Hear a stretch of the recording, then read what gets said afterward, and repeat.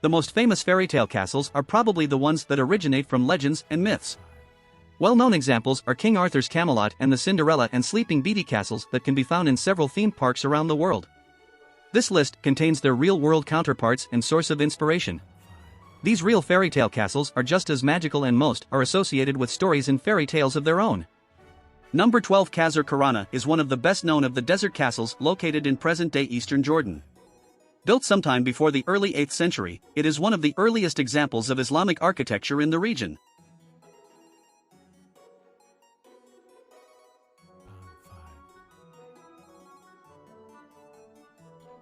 Number 11. Conwy Castle was built between 1283 and 1289 during King Edward I's second campaign in North Wales. 6 years later, the castle was besieged by the last native prince of Wales. The siege lasted for several months and supplies ran low. Number 10. Located in Romania, Bran Castle is commonly referred to as Dracula's Castle, although Vlad Tepes never called this castle his home. The castle was first used in 1378 in defense against the Ottoman Empire, and later became a customs post on the mountain pass between Transylvania and Wallachia. Number 9. The castle is located 80 meters, 260 feet, up the northern part of a hillside, and dominates the view of the old center of the German city of Heidelberg. The castle ruins are among the most important Renaissance structures north of the Alps.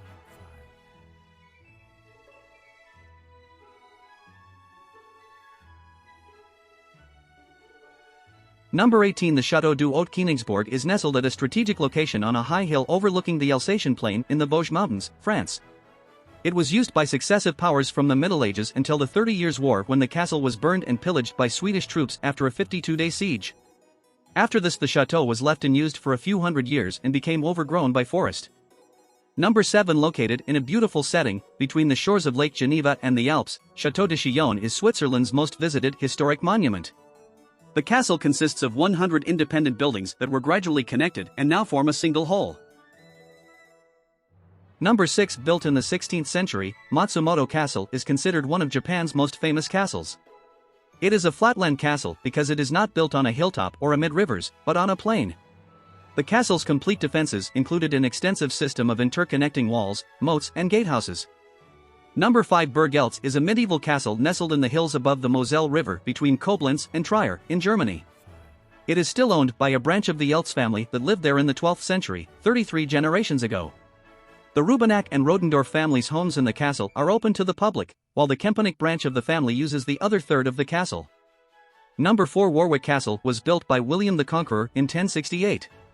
Since its construction in the 11th century, the castle has undergone structural changes with additions of towers and redesigned residential buildings. Originally a wooden structure, it was rebuilt in stone in the 12th century. Number 3. Croc de Chevaliers is widely recognized as the archetypal Crusader castle. The word croc coming from the Syriac karak, meaning fortress. Described by Lawrence of Arabia as perhaps the best preserved and most wholly admirable castle in the world, the somewhat isolated site is located magnificently atop a 650-meter, 2,130 feet, high hill and is, indeed, extremely well preserved. Number 2. Rising out on a rocky crag above the confluence of the rivers Eresma and Clamars in Segovia, the Alcazar is one of Spain's most famous castles. The Alcazar was originally built as an Arab fort but has served as a royal palace, a state prison, a royal artillery college and a military academy since then.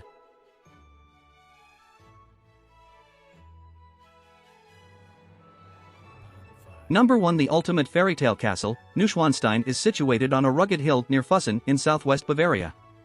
It was the inspiration for the Sleeping Beauty castles in the Disneyland parks. The castle was commissioned by King Ludwig II of Bavaria as a retreat and as a homage to Richard Wagner. Thank you for watching.